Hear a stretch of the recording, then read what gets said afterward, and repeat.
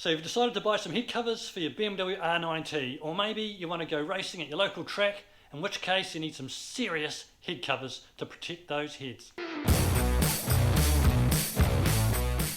Now head covers come in plastic, they come in steel, and they come in carbon fibre, and today we're going to look at a really good set of carbon fibre. I think these head covers are pretty good. I'm going to show you the head covers, how to prep them and how to install them on your BMW R NineT. This is one product which I think is pretty top notch and good quality. It is carbon fibre, it's not like a fake covering of plastic. This is what's in the package when it arrives. You've got two carbon fibre head protectors. There's one for the left hand side and there's one for the right hand side. Each side comes with 3 bolt mounting inserts, 2 larger ones which are for the rear part of the head protection, and you'll notice one of the spaces is actually smaller than the other 2. That one is to be mounted at the front of the head protection through here. Also you get included the heat shield, and the heat shield is made up of 3 parts. It's got the softer part at the back here, this fabric here, which is heat and fireproof. Also right at the back here, this piece of paper here can be peeled off to reveal a sticky surface. It's a gluey surface that allows you to actually attach the foil to the inside of the head protector. This foil side naturally is facing towards the motor to protect the carbon fibre head protectors from heat dissipating from the heads. The install steps are pretty straightforward. There are 3 main steps. You shape the heat shield, make and cut a pattern and glue the heat shield into the head protector, and then install the head protection on the bike. You can actually press the heat shield into the head protector to get the initial shape. I'll do my best to get it in there in one go, but I think I'll end up doing it in sections so that the foil actually adheres better to the different changes in curvature of the inside of the head protector. So that's how I'm going to do it. Let's see if we can accomplish a good finish so it's easy to install, and that's what we're after. So to start with, I'm going to get my Sharpie, get the heat shield, and I'm going to make a pattern. And I'm going to make this pattern into multiple parts, just like I explained before, so it's easy to fit into these head covers. So as you can see, I've got the corner in here and I've created a basic shape which actually allows me to understand where I need to cut out that heat shield to fit inside the actual head protector.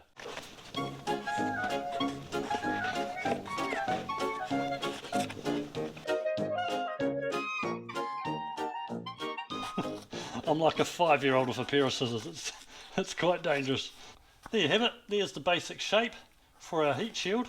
So the good news is, because we've got the holes in it, it makes it easy to locate where the heat shield goes. So next what you can do is you can actually flatten out your heat shield. You've got the shape, you've got all your points of reference, so it's easy to push back into your head cover, and you can use it as a pattern for your other head cover. Now you might not have the exact right sized piece of heat shield, but you do your best with what you've got.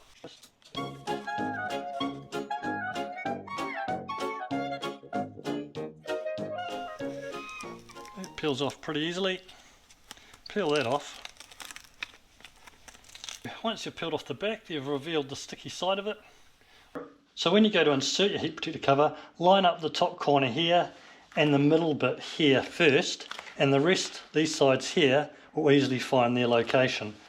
And then the rest of it will more easily end up where it needs to be, he says, as he pushes desperately trying to get it to line up.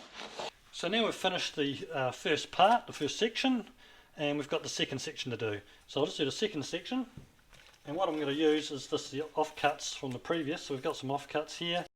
So that's the finished article there. The heat shield's been installed on the head protector, and all I have to do now is repeat that on the other side. It's the same process that we did with the first. Here's the original heat shield that we cut out from the pattern of the first one earlier, and we'll install that into here, and then we're done with both of these head cover protectors. So next I'm going to show you how to install those head covers on the BMW R NineT. This is what's required for the actual install. Of course you've got your head cover protectors and you've got your bolt sleeves. Included you need to have your 35mm bolts. Those 45mm bolts will fit, you just might need an extra couple of the washers. You've got flat washers and you've got spring washers. Also, to install the bolts you'll need a 5mm hex key or Allen key, and also in my particular case I'm going to use 2 larger washers which you may want to use as well, and you'll see why further on in the installation. Now the front bolt, 40mm, needs to be inserted using the shorter sleeve, the shorter mounting sleeve. So grab that and the bolt, thread them through, and then you need to start at the front as I said, so through here, and we'll put that in alignment. Not worrying about the back at the moment, just focus on the front. The important bit is you're not going to cross thread it, of course. So you want the head cover very loosely attached at the front until you find the thread.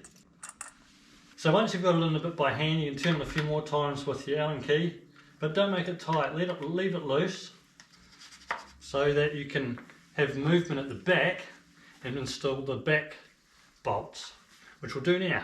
To insert the back bolts, you're going to need to pull the head protector out a bit and then give it a bit of a shove like that, because it's quite a tight fit. But still, once you've done that, don't assume that it's aligned correctly. You need to check that the holes have aligned and then give it a try. In this case, you need the longer sleeve, the longer mounting sleeve.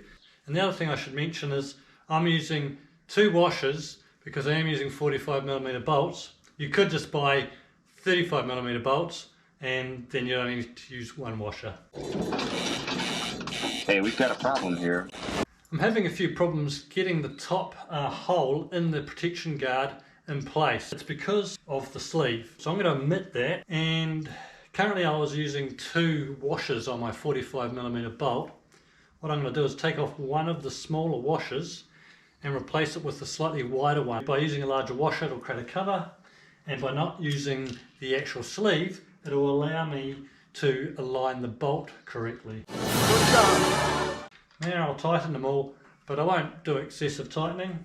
What you'll notice is I didn't use any Loctite, and I'm not planning to use any Loctite in this particular case. So I think that's tight enough with that top bolt, and I'll tighten the rest the same, and then we're done on this side. It's installed. So I'll do the other side, and then I'll take you for a spin around the bike, show you what it looks like. So I reckon that's a pretty good job.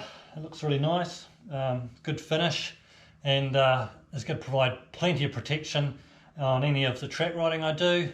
And if you want to buy these for on street, they're a really nice finish, looks really nice.